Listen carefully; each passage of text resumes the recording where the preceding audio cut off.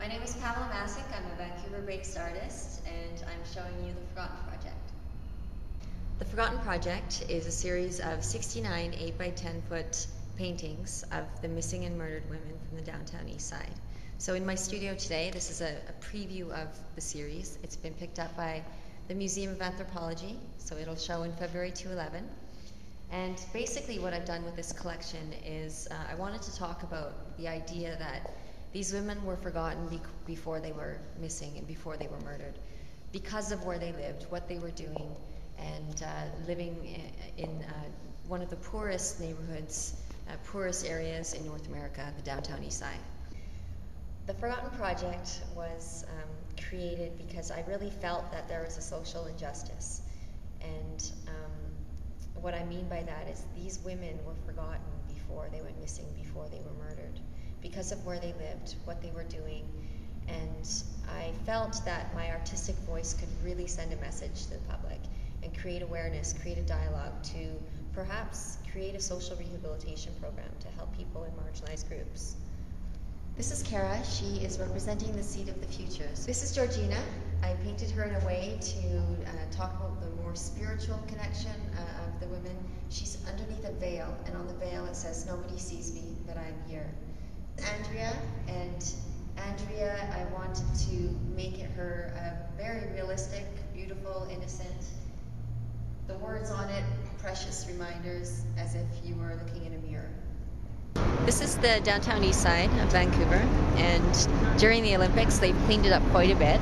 A lot of homeless people. This is the highest rate of drug use, heroin use, a lot of addiction, a lot of homelessness.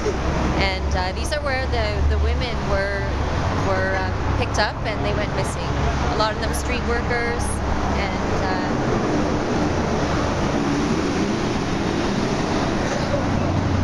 a lot of the women homeless, street workers, and you know, this is their life. The missing women were picked up by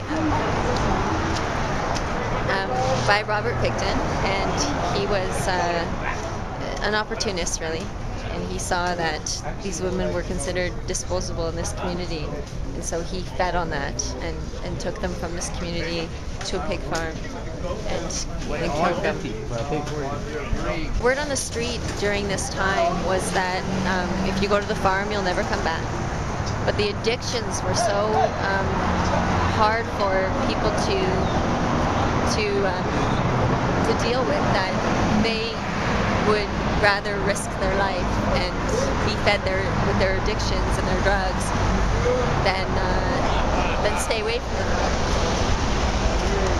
In front of us right now, we're actually at the bottle depot, so it's a very busy, active place in the community.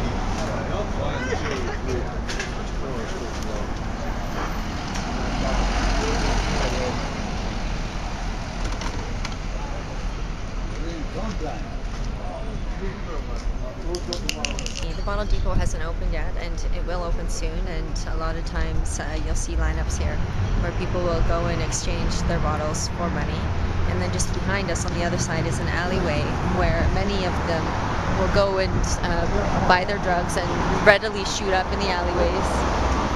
This is not considered an unsafe place, but because of the instability and the mental illness and the drugs, it's not a pretty place to be. The community here is very resilient. There's a lot of wonderful, beautiful souls, but they're troubled. They have problems that need to be addressed. This is a back alleyway in the downtown east side. It's very clean right now, and again, it's because during the Olympics, they've really cleaned up this area. Normally what you would see in an alleyway like this typically are people shooting up. You'll see needles, hundreds and thousands and millions of needles that have been cleaned up. This is so clean, it's almost sick. After the Olympics, this will go back to the way it was, and this isn't how clean it will be. It will be a lot of needles and drug use, especially after people go to the bottle depot. This is something that they would do to feed their habit, and it's really the same thing with the women on the streets, where they are selling themselves mostly to feed their habit.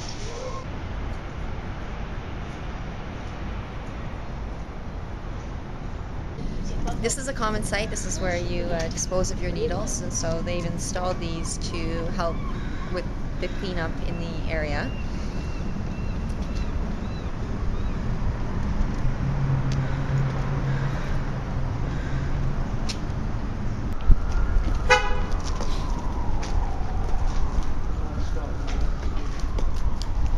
So this is a typical scene. Usually there's a lot more people that are dealing, buying drugs, and using drugs readily in the alleyways.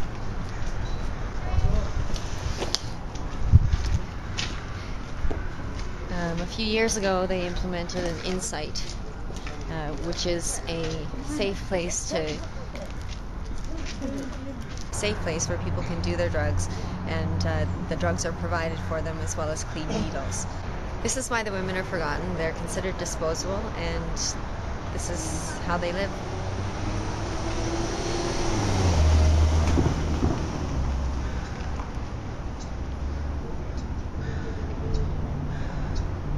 I am an active heroin addict. Through my time down here, I've met a lot of women, trade workers, and unfortunately a lot of women that have been murdered, ended up disappeared, overdosed, and have been taken from us, and not really anything ever done if they've been taken by the hands of somebody else, because we're the disposable. If you're a minority, if we're Native, you're just another dead Native junkie. Another dead Indian junkie is the way you were looked like even as 10 years ago, right? And the cops wouldn't do anything. You know, it doesn't matter what your background is. It doesn't matter if you come from a really good home or if you come from a really shitty home. The fact is that addiction will touch and take everybody, and it takes everybody down eventually. I mean, I dabbled with cocaine for close to 20 years without it really affecting my life outwardly. However, as soon as I got on opiates and it became a physical addiction, my life was completely unmanageable. Lost my house, I was lucky enough to have raised my kids without losing them. I've done the odd, I guess it would be like dope date as we call them down here, and that's where you, instead of cash, if we're dope. But then I turn around and a lot of it's just people spending time, right? Guys will buy you lots of dope and you do whatever. I'm really good at gift of the gab, so I've never really had to come across with the sexual. I've never stood on the corner, but a lot of these girls have, and my cousin being one of them, for years and years stood on a corner and, you know, let her guard down once, and it cost her life.